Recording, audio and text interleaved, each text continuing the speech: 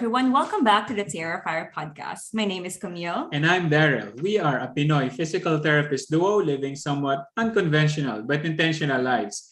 We aim to achieve financial independence in a few years, but we try to make our journey fun so we don't go crazy. In this podcast, we want to learn how Filipinos all over the world in different industries and walk of life earn, spend, save, and invest money to achieve financial independence. Today, we are going to chat with Chris and Angela Pempsell on their journey towards financial independence. Hi, Chris and Angela. How are you guys doing? Hi, we're doing How's the weather there? nice. Beautiful. We have the door. How's the weather there? 30 minutes from where we are. So before we start, can you introduce yourselves the way you want others to introduce you or to know you? Okay. Hi, my name is Angela Pempsell. I'm a physical therapist. I'm a wife, a good daughter, I think, a good friend. I run the page, the Minimalist Philippines, and I'm also an admin in the group. How about you, Chris? Thanks for having me. I'm the husband side of the equation here. So my name is Christopher Pempsell. Married to Angela for 5 going on 6 years now. For work, I'm a software engineer, primarily focused on the healthcare field. Nice. So how did you guys initially encounter financial independence, and what does financial independence mean for both of you as a couple?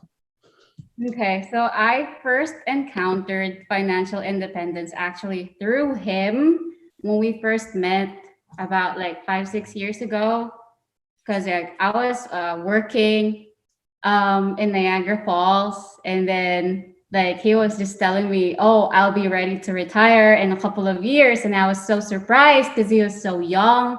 Like his original goal was to retire by 30, I guess. Wow. Right. In my mind, like, how would you be able to do that? Aren't you supposed to be working until you're 50, 60, and then like retire? And then from him, I learned that you can do it and that it's possible. Well, and I think just to maybe add to that, for me, it's lesser about retirement in itself. I don't know if I'm ever going to entirely stop working, but more about the ability to do that, right? To kind of live a more intentional life, focus your time on what you want to focus it on rather than having to depend on a paycheck at the end of the day. So when Chris told you na, oh, I'm going to retire at 30, did you believe him, or parang, is this guy kidding me? So I felt pressured, di ba? He's already ready to retire, and I was like, I just started working. I have a lot of working to do in order to save, retire, and do everything that I have to do. So yeah, so I felt pressured when he told me about that. But how about you, Chris? When did you really start learning about this financial independence? Before I would say. So in terms of kind of my background, I got into business just after the housing market crash in the US. So I ended up starting my business in 2010.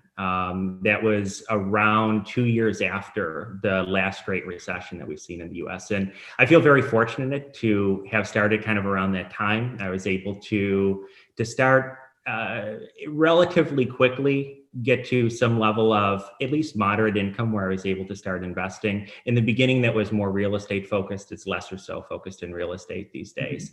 But back then, there were no resources. There was not a term FIRE, right? This is before Bigger Pockets, Mr. Money Mustache, kind of all those popular blogs that exist today. It was primarily, you learned about these concepts by networking with other peers in your industry, by some of the kind of the social groups around real estate investing. It was very word of mouth. And that's why I think it's awesome what you're doing here, taking the concept of FIRE and taking these concepts to even more audiences, especially healthcare workers. Thank you. So, Chris, you didn't really know that you're one of the pioneers of this. Well, I'm not the first. This is but you started way before a lot of people. before it got popularized. Yeah.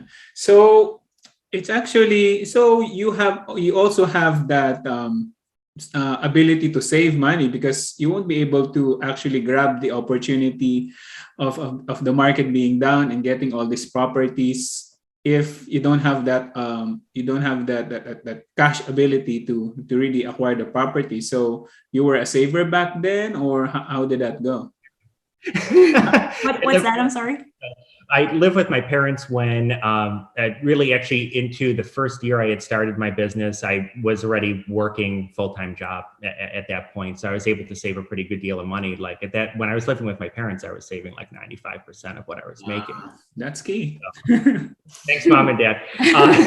But I would say that's kind of how I was able to get my first start, is because I just didn't have a lot of expenses. Got it. It was pretty intentional. Like the whole idea of being able to go out in life with a better financial platform than straddling myself with a lot of debt and maybe rushing out a little too quickly.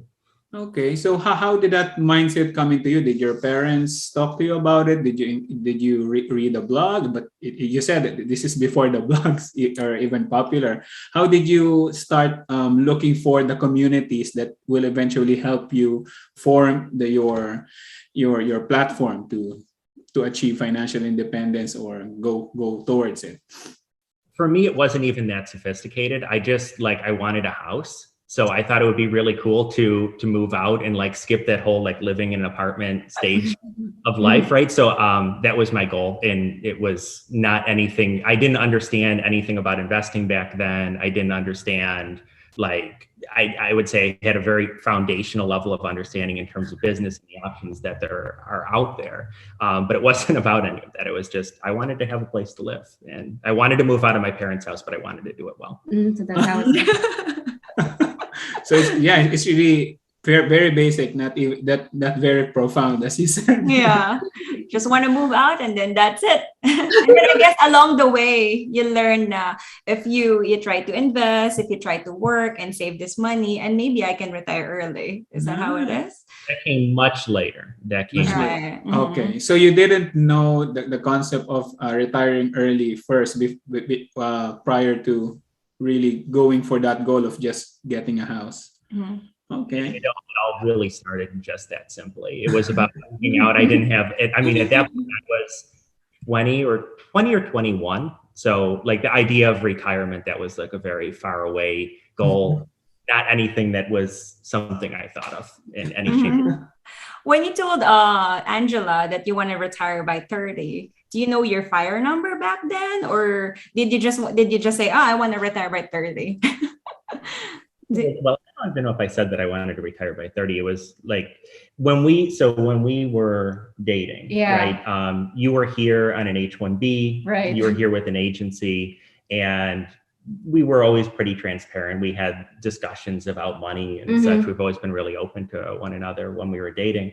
And I remember saying, you're not making enough. You could be making a lot more. And I thought I was making a lot because compared to the salary, it was like a lot more. Yeah. But in terms of your skills, your education, and what you could or should be doing in the US, it wasn't right. And they were obviously not treating you very well. But I think that's kind of how the discussion began. And then ultimately it was like, I started talking about some of my goals as well. You started talking about some of yours with respect to your career. I started talking about mine. And, and then of course, after we were married, then it was what mine is yours, right? So then what's yours is mine. Exactly. So then it was more kind of like, what are our life goals? And I wanted to have the flexibility to do what I wanted by 30, 32. I don't know if it was 30 or 32 what I said, but I think it was 32. Yeah. But I'm so happy to hear now, even while you're just dating, you're really transparent and opening about the topic of money. Because a lot of people, when they date, they don't really talk about that. That's not the usual. they talk about where do you want to go this weekend? What movie do you want to watch? But they don't really talk about money. Dating other people, like it's different. Like they dated you because of money. Oh. Yeah, he said he felt that way. Okay. It was refreshing when we met. Yeah. Because it just wasn't an interest of yours. He didn't care. We focused on where we were going to go hiking that weekend. It was a lot more about like, what we wanted to do, what we thought would be fun to do. Like I didn't feel like there was ever any pretense. Yeah, because I did my I had like an Excel sheet before I met him. And then Okay. yeah, so I was tracking everything too, and he was doing the same thing, and I was like, oh wow, like we both love it. So that's a thing in common that we do. Well, and I think as far as like just talking about finance, I think like you were just doing that in your apartment one day and I was there as Yeah. well. And I think that's like just those like we never really intended to have any discussions about any of this stuff. It's kind of a weird thing to talk about in some Yeah. ways. Exactly. Something that was both really integral in our Yeah. lives. We're savers and planners. We are savers. So Angela, how did you paano pumasok sa na hey, I need to do a budget, I need to track my spending and all Were you that? doing that even before na nasa Philippines or you just started here?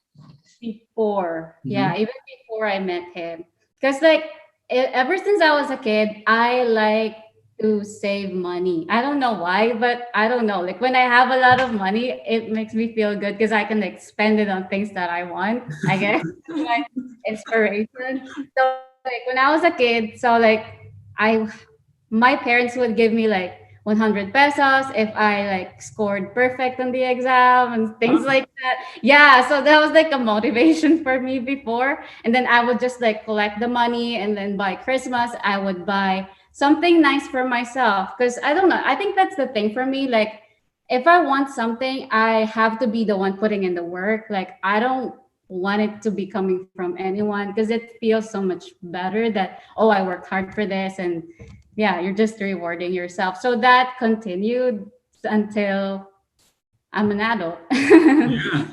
And until Yeah. you were here. So that's why I started like budgeting, because I really like to like have a lot of experience. I think travel and hiking is really like two of the best experiences that I can give for myself. So I try to budget and make sure that I have some allocated for that. That way I wouldn't like, just die working hard. I get to reward myself with experiences, because I don't really like buy things. I don't have any like, I don't like to shop for bags, because I guess like for Filipinos, most usually like when they go to the US, they go to the outlet store and they like shop for like, branded items, like the clothes, the bags. That's not me. So like I was able to like budget and save for experiences. Oh, that's so nice. That's so much better. Mm-mm. We are pro that, we don't like buying things too. We want to really focus more on experiences. Yes. Yeah, but some people get value from that. Yeah, And it differs, it from differs. person to person. So, Pero as a couple, how do you handle your finances or your financial decisions? Do you combine finances or do you just have your own buckets? How do you guys do it? So since we each have our own like spreadsheets, what we did is we combined our spreadsheets, but we still separated like the things that we buy for ourselves. Like for example, for groceries, like before, I would like put money on our joint account, like based on what's on my spending like that month, because we Mhm. own. Like towards the end of our spreadsheet, there's like a row for Angela and a row for Chris. There's like a total for how much we spent. And then at the end of the month, I would just like put the money on our joint, and then he would put the money on our joint account to pay for it. So Mhm. how we do our expenses. We understand that because in our spreadsheet too, there's pink and blue. Camille and Daryl, and then they're shopping also, all the line items, ganyan. And then we know, pero with us is let's say for my shopping, I pay for my own shopping. I don't think we do yung dalagay sa isang account to Yeah. pay for it. or for groceries, our groceries are combined and all like that. So the only shopping expense that we divide is the Amazon shopping or the Macy's shopping. That's essentially what we do as well. Like all of the kind of the core living expenses, those are all joint. Any of our assets, any of our investments, those are all jointly held. We merged Yeah. finances entirely when we got married. We invest But together. our shopping's ours. Mhm. Keeps it simple. It's not like it's so hard, right? I guess we were talking about yung parang kinikwento mo kanina, Angela, yung about sa 10%. Kasi with us, we have family living in the Philippines and we're still kind of helping them. How do you do that?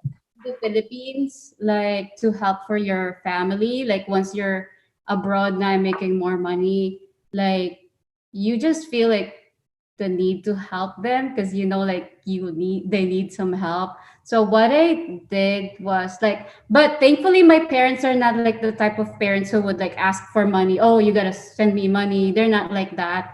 So what I did was initially I just like send them like 10% of my income to just to supplement whatever they have, and maybe like help them like save more, I guess, for the future. So yeah, I just did 10% for my family.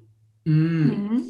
So do you put that 10%, do you send it right away to them, or you put it in a separate bank account so that when they need it, you will get it from that account? So how does that go?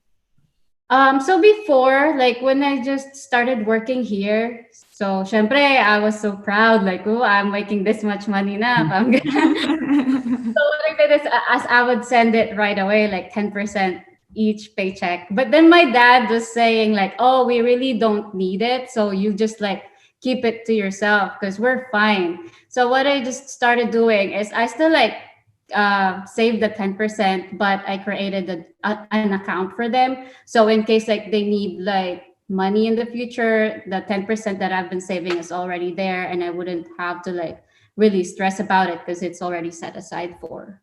That's what I did. That's good. It's so it doesn't affect the paycheck that comes your income.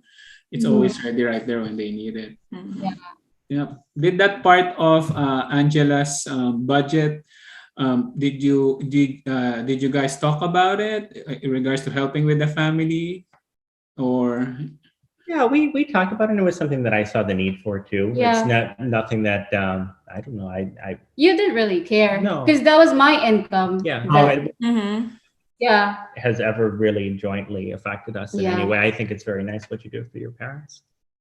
Yeah. So yeah, because usually that's some couples would have that actually friction where if you're still helping your folks, your family back home, it could be a source of friction for some couples. So, and that's what good. I'm grateful for then with Daryl, kasi I'm also helping my family back home, pero he never told me not to stop because we have goals to pursue. Parang if you want to help them, you can help them. Parang he never told me married na tayo, dapat all of our finances will be combined, all of our finances will just be for our future selves. No, he never stopped me from helping my family. And I guess having a partner like that will understand you and support you is very important. And katulad nga naman ng sabi mo, sweldo naman natin yun. It's not like, pero kasi ang I guess maganda sa atin is we have our own income and we're not letting parang we're not asking our husbands. Yeah, it's totally different. Like if I'm not working and everything is just coming from him, and then I ask him like to send money to my family, I wouldn't do that. That's like I feel you. Ako din, I would never ask Daryl to for money para sa family ko. I'll work for it. Medyo independent pa tayo.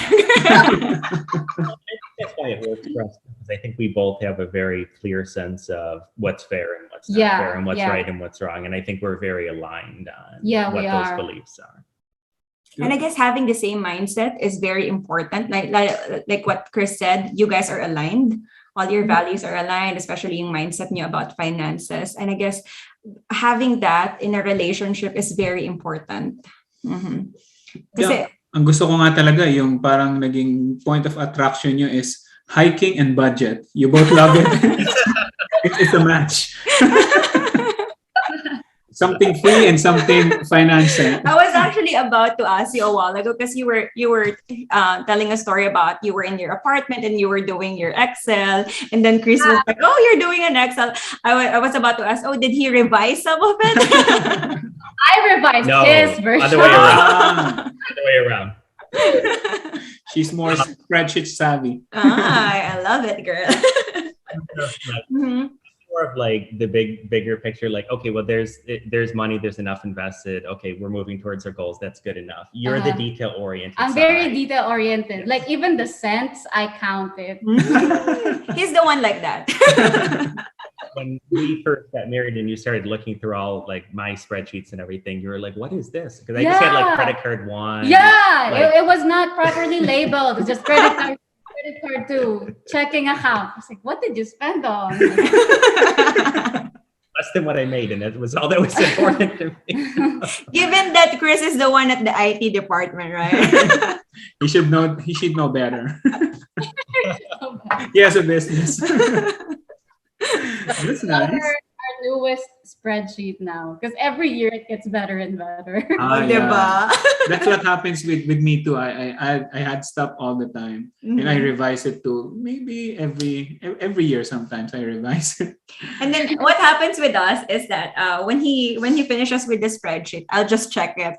Once he'll just ask me, okay, well, for like how much was your salary in this company, in this company, in this company, and then how much did you spend in this? And I just have the data, and then he'll put it in, and then I'll just see, okay, what's the percentage? Yeah, having a spreadsheet is very helpful because for the taxes. Because before, like our huge like money issue is like how much will be our taxes? Because he has his business and I work, but then we combine our taxes. So like we don't have any idea. But for me, like because the company already takes away my taxes, but for him, he pays the taxes at the end of the year, or like April.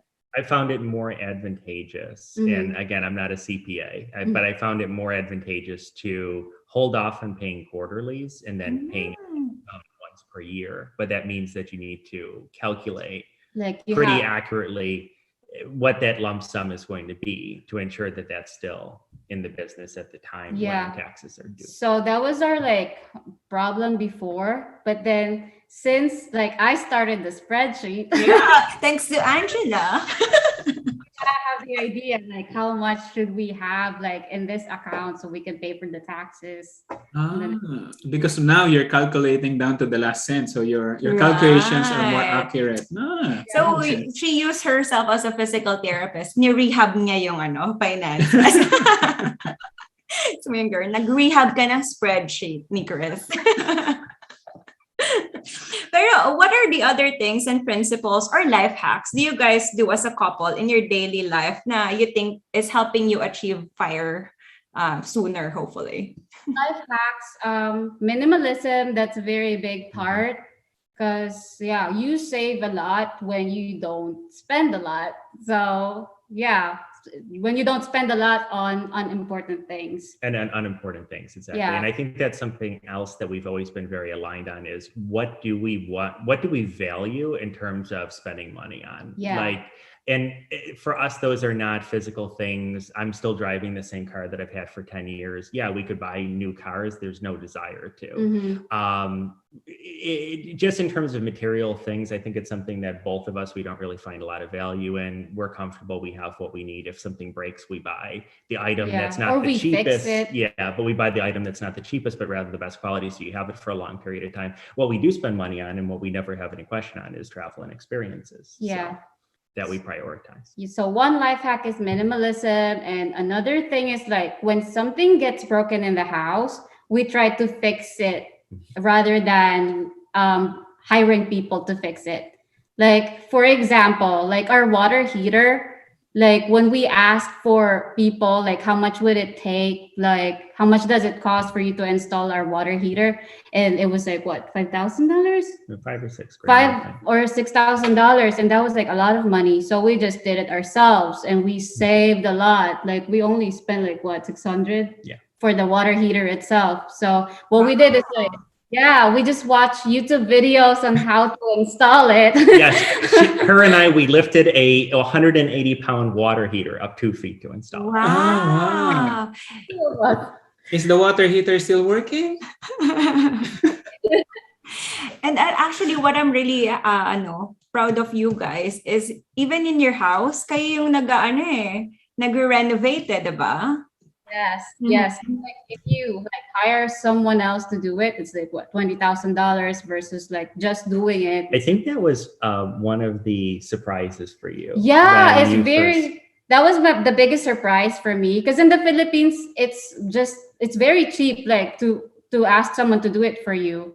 Like you only pay them like what, 500 pesos per day. Pero here it's labor is very expensive, so we just do it ourselves. Yeah. So it pays to be handy, or yeah.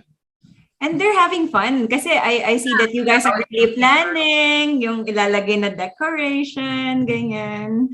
For me, it's kind of become a hobby that grew out of necessity. Back when I started to get into investing, one of the first asset classes that I was investing in was real estate. And what I quickly learned by investing in real estate is that things break, and things break very frequently. Yes. And when things start breaking, you start getting quotes from contractors, you start getting quotes from handymen, and you realize how expensive these things are. And this was 10 years ago. Things are a lot more expensive now even. But what I realized when I did finally get that first house, when I did start to invest further into real estate, is that like there was just no way. I literally could not afford to get some of the stuff done that I either wanted to have done or needed to have done. And that's where, like, just out of necessity, I've learned how to tinker on things around the house, how to do woodworking, how to do flooring, how to do basic electrical, plumbing, and that sort of thing. And it's served us well. I think we've saved a lot of money by doing things ourselves. Yeah, that's a big over hack. the years. Yeah. Mm-hmm. Yeah. So I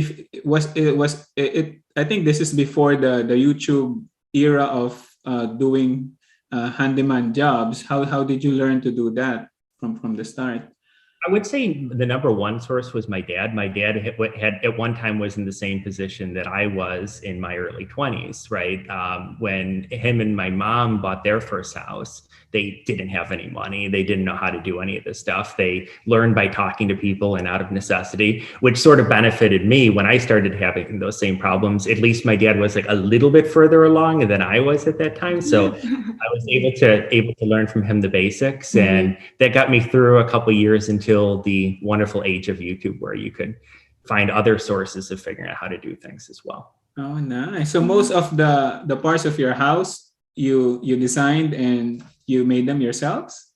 That was that you're in now? Oh, wow. Yeah, cabinets, installed the floors, everything. We didn't hire anyone. Yeah, we did though. We did because you've learned a lot of this stuff too. Yeah. So you're doing some work too, Angela.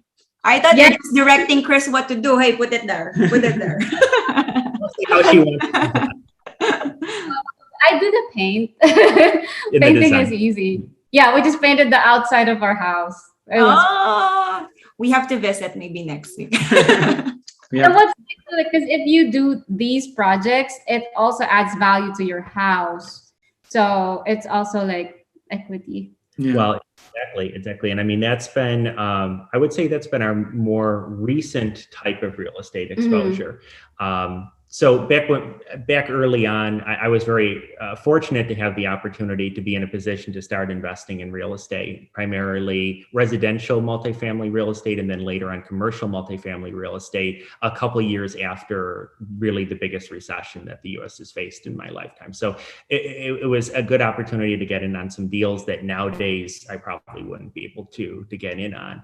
And of course, learned through a lot of those experiences, learned about things like 1031 exchanges and taxes and depreciation and kind of all of that stuff. But I would say learning the foundational skills in terms of how to fix a building, how to maintain a building are the most important, because in our married life, right, we've lived in 4 houses together, I think at this point, 4 houses together. And every single one of those houses were properties that we bought that were not in the greatest condition when we bought them, but had good potential, and where we could see the potential in those properties. And then through some hard work and we've been able to then sell those off for more than what we paid for them. Yeah.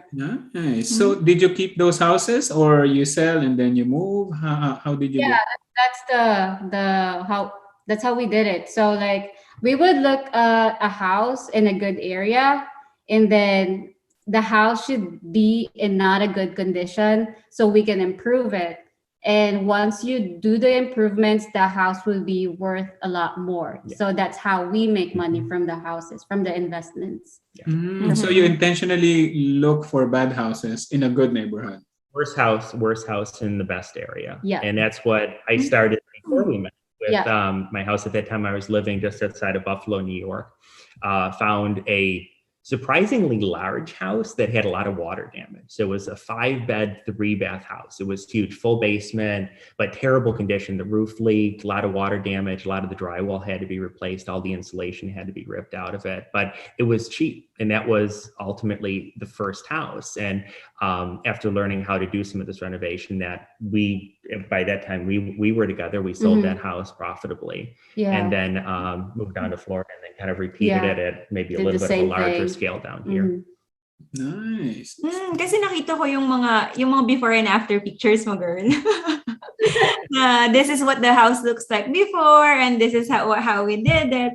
And I guess even it takes a lot of your time to do the renovation sa house nyo. You guys are enjoying it, and you're doing it together. Become a hobby. It's a hobby. And it is time consuming, but if you break it up right, you can still do it while doing other things. We've renovated, for example, this home while both of us were working full-time jobs. Okay, so you do it in the evenings after your jobs? Okay. And in the weekends, nice. Yeah, but just as long as you're having fun with it, why not, right?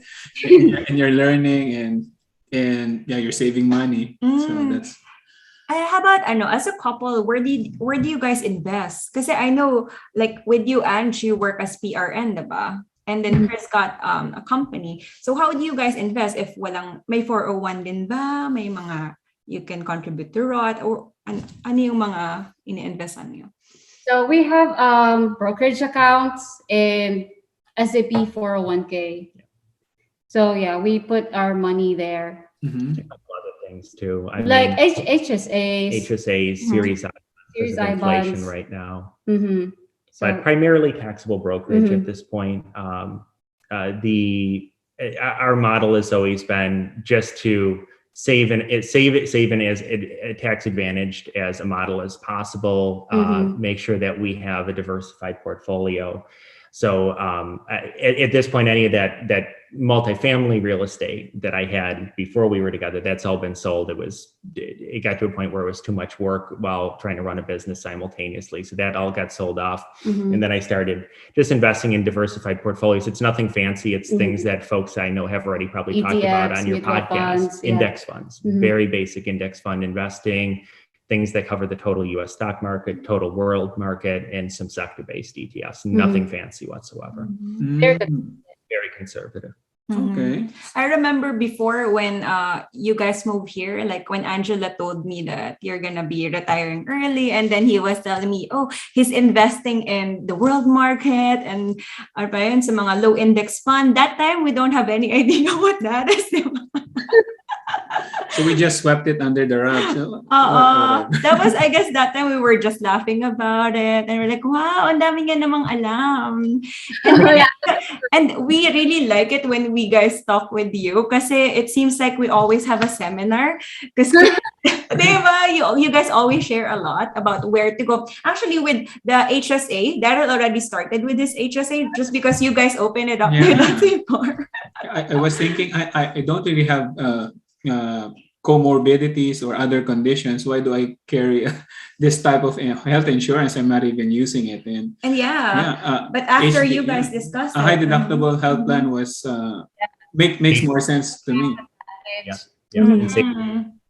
Well, and I think that's an important point for me, right? I don't believe that there should be all of this secrecy about money and about what it means to have wealth. I think wealth is very much something that a lot of folks have a negative connotation about. And because of that, it really restricts people from being able to practice these concepts and also realize that it's attainable for everybody. It's like possible. you don't have to be a doctor or a lawyer or some like crazy celebrity or NFL player in order to ultimately reach an earlier age. It's something that is really just a matter of consistency, building the habit of saving more than you spend and doing it consistently over a long period of time. With those principles, anyone can do it. It's not that difficult. But I think the connotation is the problem. And that's why, again, I think it's great what you're doing. It just brings a broader audience into the conversation and says, this is something that a lot of people can do. Yeah, and what I also do is like, when I look for a job, syempre, diba, there's like the given rate, then they ask you, what was your rate previously from your previous job? So I never tell them the real thing. So what I do is I add like $5 more.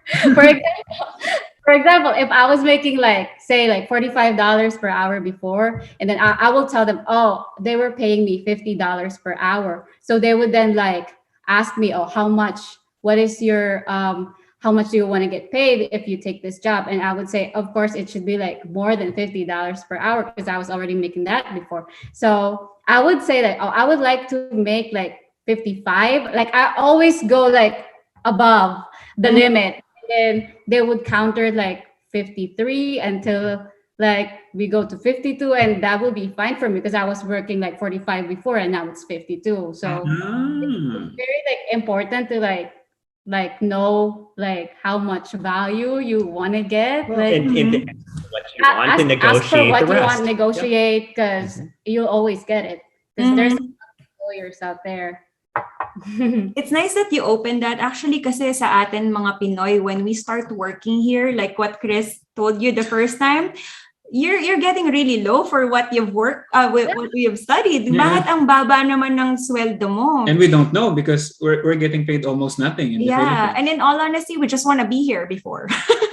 Diba? We just want to be here. Whatever you give us, okay na yan. Basta makapunta kami dyan. Pero now having that knowledge na, oh, dapat ganito yung deserve ko.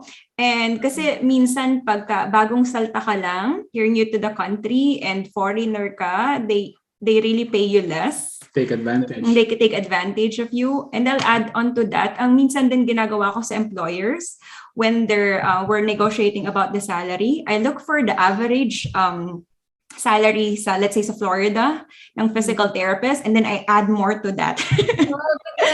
Pero I have this years of experience, and according to if they tell you a certain amount and you think it's like mas mababa, lower than you're expecting, you tell them, according to this ganyan article. Here's what I got. The average annual salary for physical therapists here in Florida is blah, blah, blah, blah. And I've been working as gantong long, years. And I think I deserve more. I have this degree and blah, blah, blah. So maganda yan na we have to learn. We have to tell other people that they should be empowered enough to know their worth. Right, that's true. Yeah, because that's also a way of like upping your savings rate. If you have more income, there's only two ways to do it, right? You can either spend less or you can make more, but there's a certain threshold where you can't go below, right? Like there's only so reduce your expenses, but there's a lot of upward mobility to ultimately increase your income and increase your savings rate. Well, and I think even like with you now, when you ultimately graduated and got your doctorate degree, that was a point where you could use that as a negotiation technique to ask for. And also there's no better time to negotiate your salary than before the hiring process.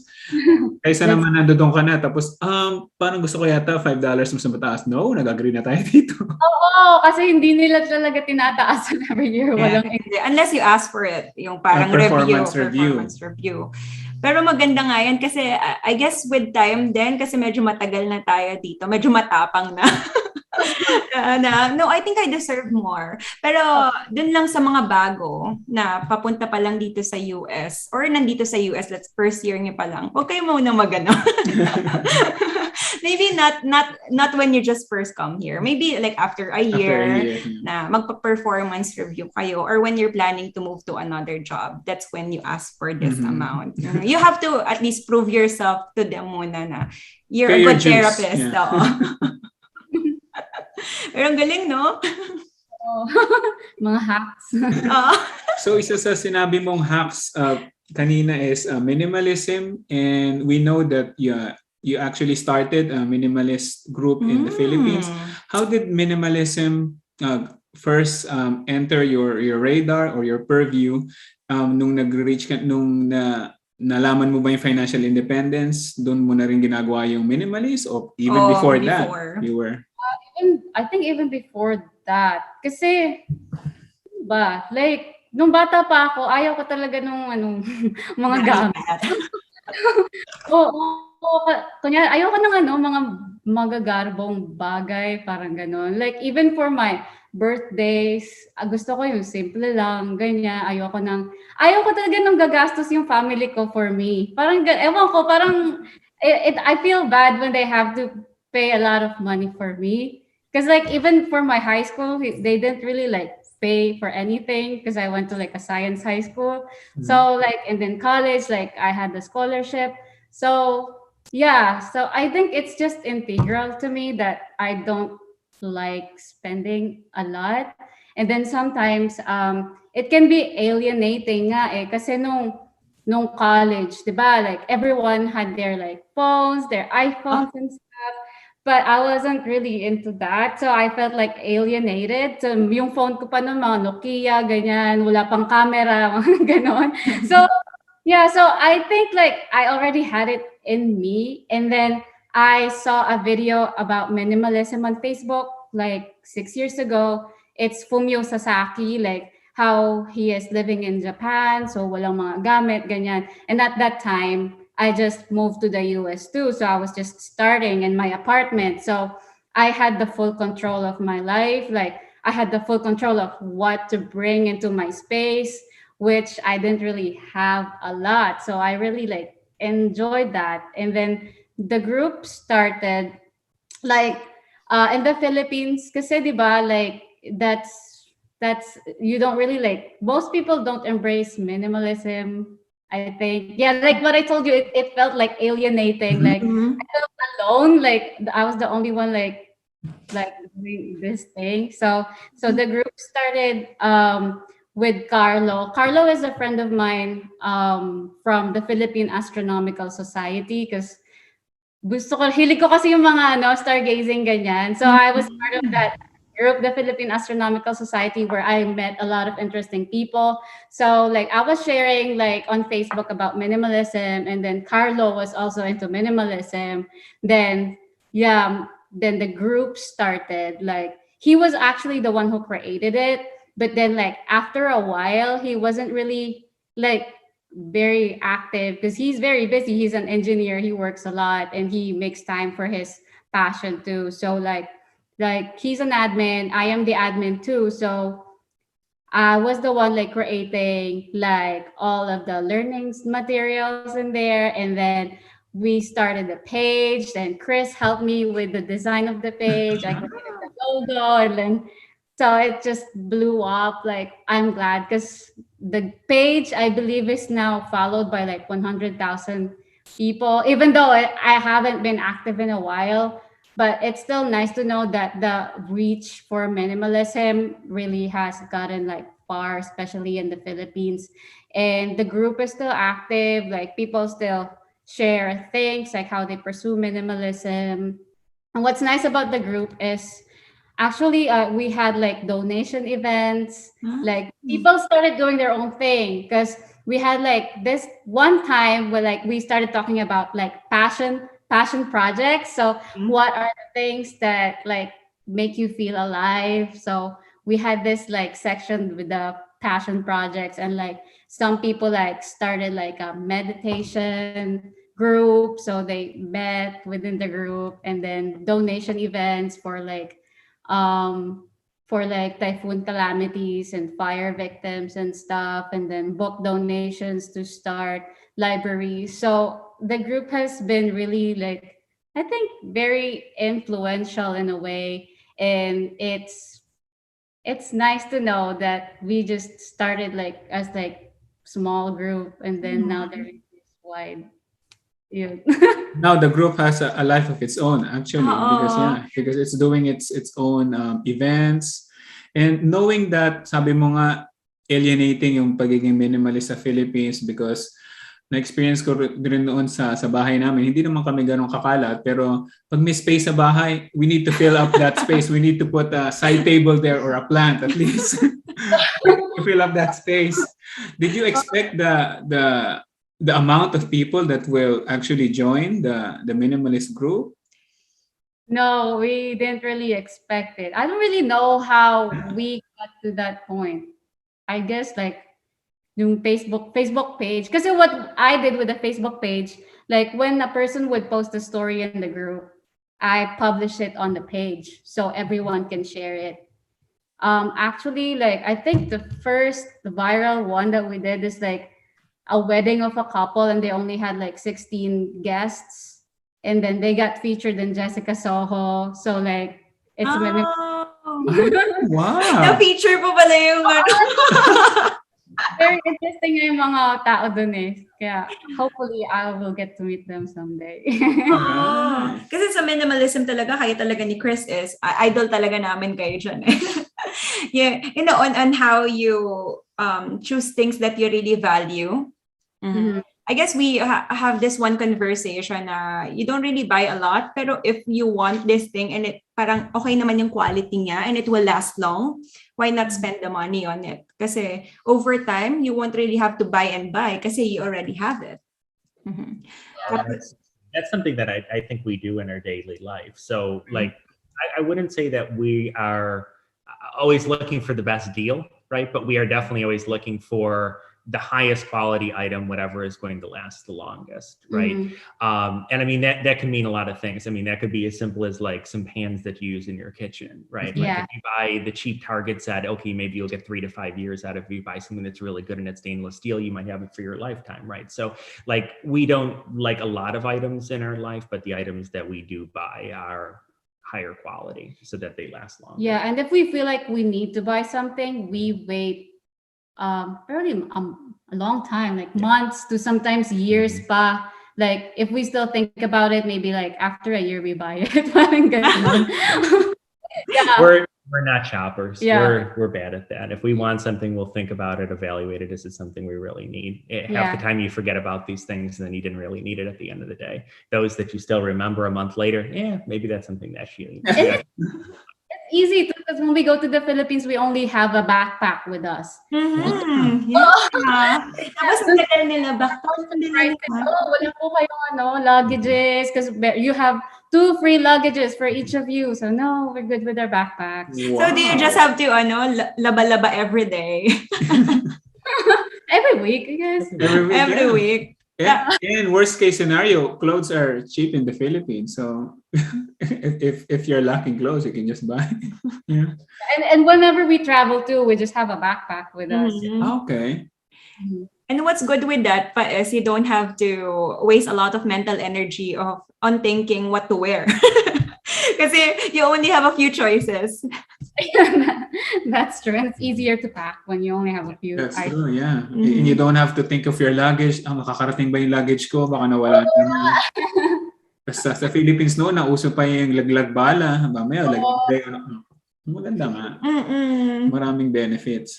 Tapos with them din kasi is you don't really buy a lot of things. Like what you guys said, you're not shoppers. Pero you value traveling, diba?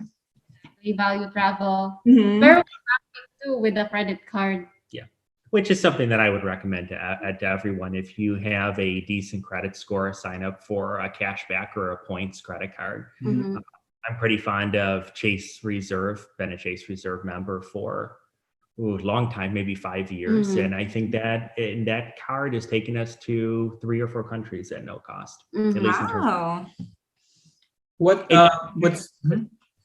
I'm sorry, you can get more sophisticated with it too. Like you can get into the churning. There's a lot in terms of trying to get sign-up benefits and maximize points and all that. It's simple, but just simply leveraging a points or a cashback card is something I would recommend to everyone.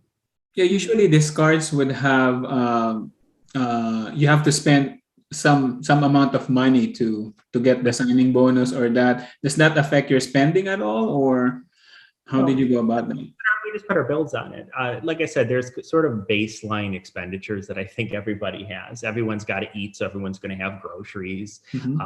I'm self-employed, and we're together on as far as health insurance now, because we're basically both self-employed with you working PRN. So we pay for our health insurance, we pay for our utilities, we pay for any of the activities that we do to spend our time. Right, that adds up to a certain threshold of money, and you put that on a points card that gets you through those minimums. And if you continue to keep the card for, I think at the time when we opened Chase Reserve, you had to keep the account open for 6 months, spend, I think it was $3,000 a month or something on the card for 4 of those 6 months, and then you got 50,000 sign-up points. Well, that was $1,000 of free travel. So just by not changing anything, not by spending more, just taking our normal expenses and changing them to a points credit card. I think, which trip did we get out of that? I think we went hiking out west. I think we went to the Grand Canyon or something on that.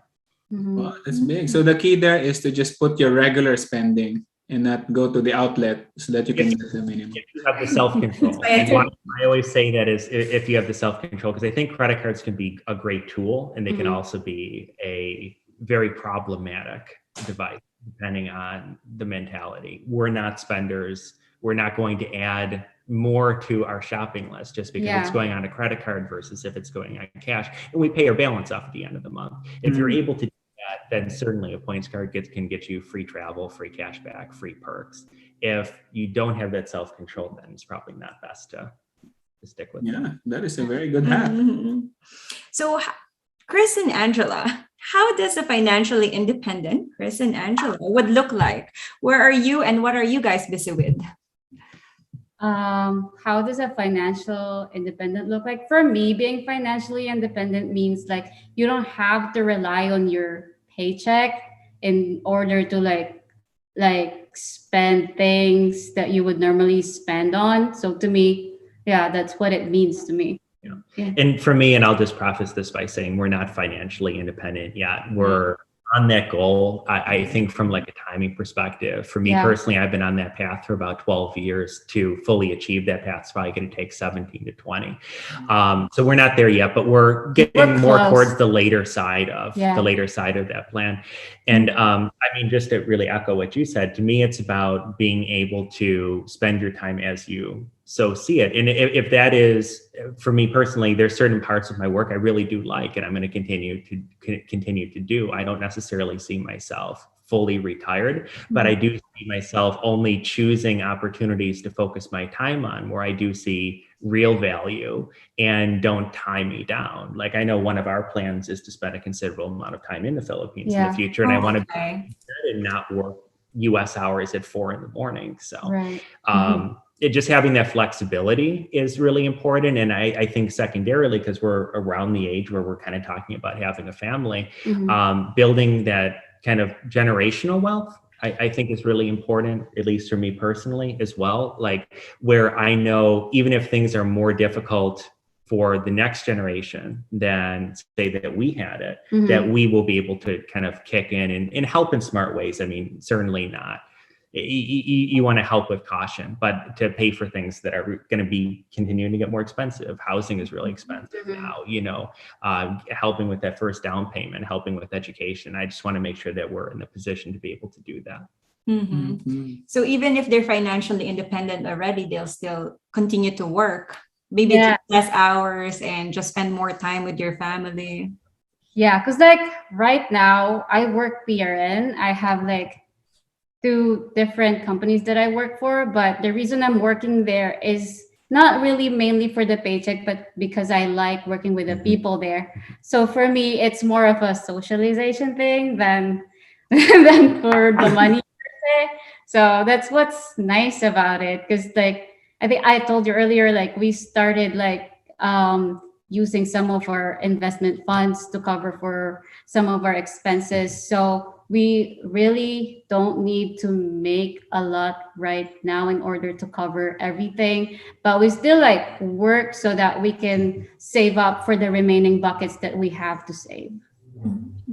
Some of those future buckets as well. Like, I think one of the things that we've struggled with, or at least I've kind of struggled with in terms of like planning financial independence, is if you live in the United States, you have to have health insurance. If you don't have health insurance, it's a huge risk, right? You can get injured, you can develop a chronic condition, and potentially spend millions of dollars and erode all of those 20 years of wealth building, just because you had the wrong side of luck for a diagnosis, right? So health insurance, unfortunately, is something we have to have, and something that is very, very expensive. And for the two of us, it's maybe not so bad right now. In the future, if we have a family, it's going to be a more significant expense. And just the nature of politics in the country right now is we don't know if, for example, the Affordable Care Act and the subsidy programs are going to be around when ultimately we are on more of the retired side of financial independence. So making sure that we have sufficient funds to cover not only those premiums, but also any type of out-of-pocket costs. That's making sure that we're really solid on that side. I think we'll end up adding a couple years to our financial independence journey, but I'll sleep better at night knowing that it's in a very solid place. So, so what you do is you add your projected future healthcare expenses to your financial independence number. Is that how you do it? And you budget it? Correct. So we evaluate what the premiums are for example, a family plan, what they are right now. We also look at the inflation, particularly for that sector, right? Because everyone's talking about inflation right now, and you hear things like CPI is at 7.5%, but that's a huge average, right? The cost of healthcare is gone up over 20%. In the most recent years. It's moving at a much faster rate. The only thing that's actually exceeded it is the cost of college education. Now, there's certain things that are not moving nearly at that rate, like the cost of electronic devices have gone way down over time. So I think it's important to look at like that specific sector when you're kind of saving for it, and look at that and say, okay, how much has that inflated over the last 5 to 10 years? And then bake those estimates into your calculations in terms of how much you need to save for the future. And that's what we're largely doing. Yeah, so that's really the key, to really look at the things or the spending that you might have once you reach financial independence or in the near future, and to be conservative about it. Yeah. There's the can controls, and then there's the not controls. Now, like, for example, our home, we live in Florida. Yeah, we can control how much. We can control that. There's a great program in Florida called the Save Our Homes program, where once you purchase a home in the state, if it is your primary residence, meaning it's homesteaded, your property taxes can't increase more than 3% each year. That makes it very predictable in terms of figuring out what our future housing costs is, assuming we keep this property for a long period of time. Where health insurance, I think, is largely variable. We don't know what the political climate's going to look like 20 years from now. So want to make sure that we're saving for every scenario. Good. Yeah. That's actually a good way to look at it. Because most of the time I'm thinking that I might already be conservative with my computations with regards to our FI number and all that. So there are, as you said, there are things that you can control and things that you cannot control, and you need to factor that into. That's just very helpful. But I guess we talked about this before too. In healthcare in the US is really expensive. So if we're planning to have this, let's say, surgery done, maybe we can just go to another country where it's cheaper, but it's still the same. Pero in emergencies, as Chris said. It's always better to shoot a little higher, save more for the future, but in case there's the money, diba? Yeah, that's a really good thought. Not opposed to getting care overseas. I think ultimately it kind of becomes, for us, more a quality decision, right? The US on a global scale, I think based on the last index that I saw, is ranked 23rd in terms of healthcare. The US by no means is number one, but it is the number one for cost. So at least our thought is, if we can afford it here, we can afford it wherever anywhere, it's going to be. Number one, not for quality, but for cost. I just want to highlight that Chris said that US is on the 23rd for the quality. For medical. But first for the cost. And I hate to say that we both work in healthcare. So. Yeah. Okay, yeah. So you know, you know what you're saying. So we are now towards the latter part of our podcast. We want to ask each of you, what have you guys recently learned? It could be one for each of you that you would like to share with our audience, and how do you plan to apply that in your lives moving forward? Is it like anything that I've Anything learned? not related to FI, anything. Okay. Yeah. So like what I've been practicing like recently is the power of the pause. It's from Viktor Frankl's book. What's the title of the book? Man Search for Man Meaning? search for meaning. Yep.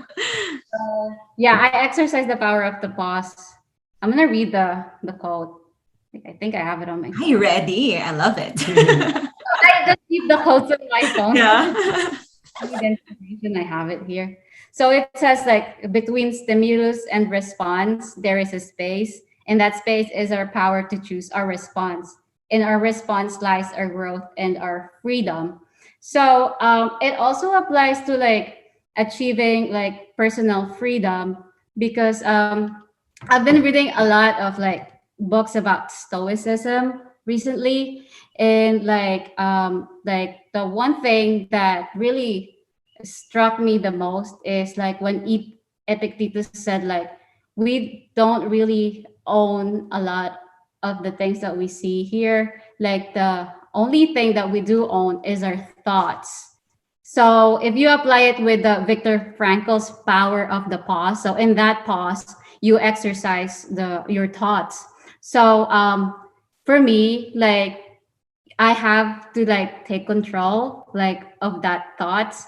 So whenever I make decisions, I make sure that I'm like making it for myself and not for other people.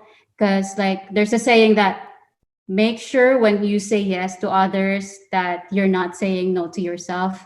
So yeah, I also apply that. And so with that power of the pause, I make sure that whenever I decide on something, or if I say yes to something, that would also mean like saying yes to myself, because that thought like is the only thing that I own. And if I give that to other people to own my thoughts, then I lose myself. I lose everything that I have. That's well said. Yeah. So just take time to really think about it, and to make, and maybe that will stop us from making rash decisions too. Making sure that meron akong nabasa na make sure when you say yes, it's a full body yes. It's not just maybe yes. Yeah, that's actually good. How about you, Chris? Did you have anything to share?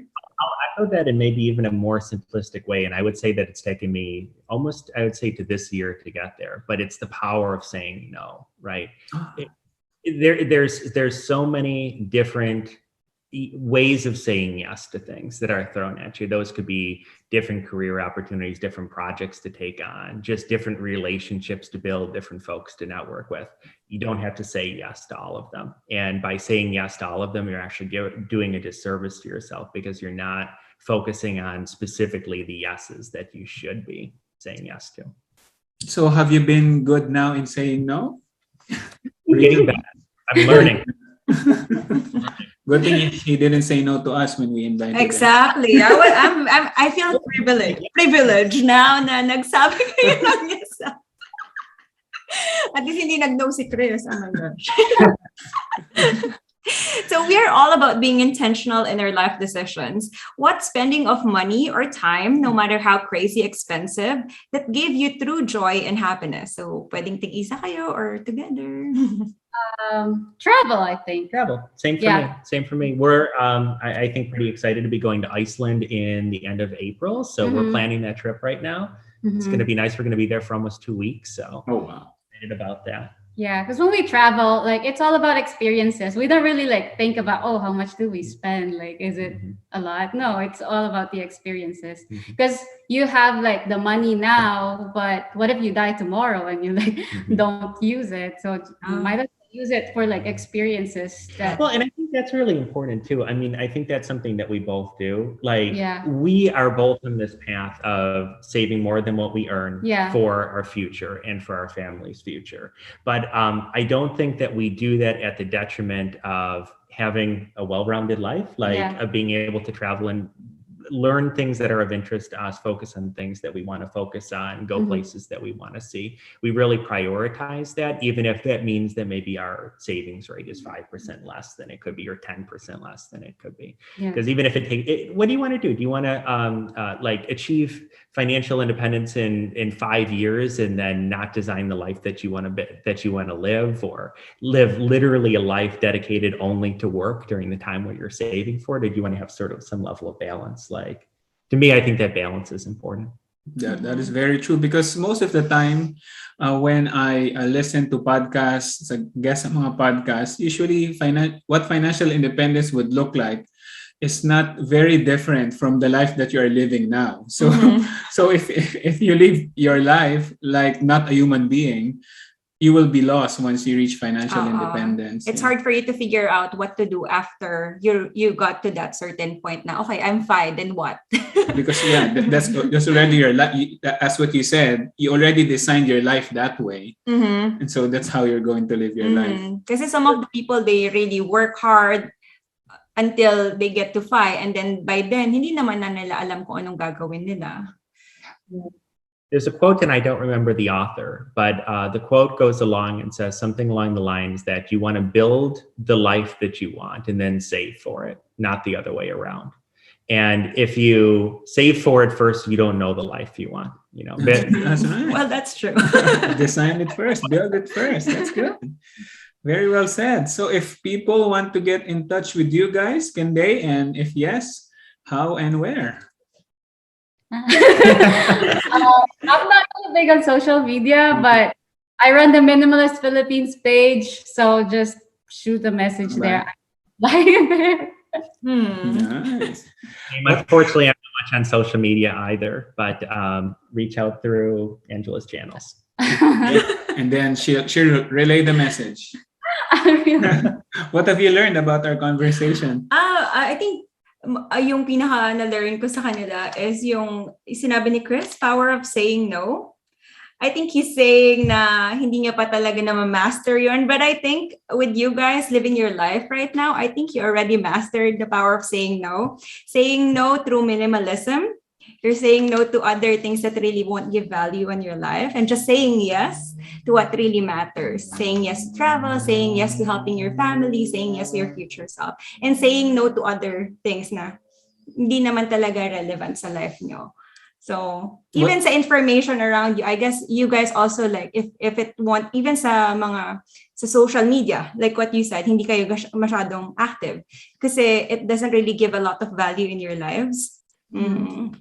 What I want to highlight is that reaching financial independence is actually not really retiring early, but having the option to do it, and so that you can build the foundation for yourself and for your family in the future when you actually reach FI, and you already built or designed that life that you want, and you still enjoy it. Yeah, it's a really good thing to. So there's not really a big difference with their life now and sa future life nila. Yes. Wow. Great.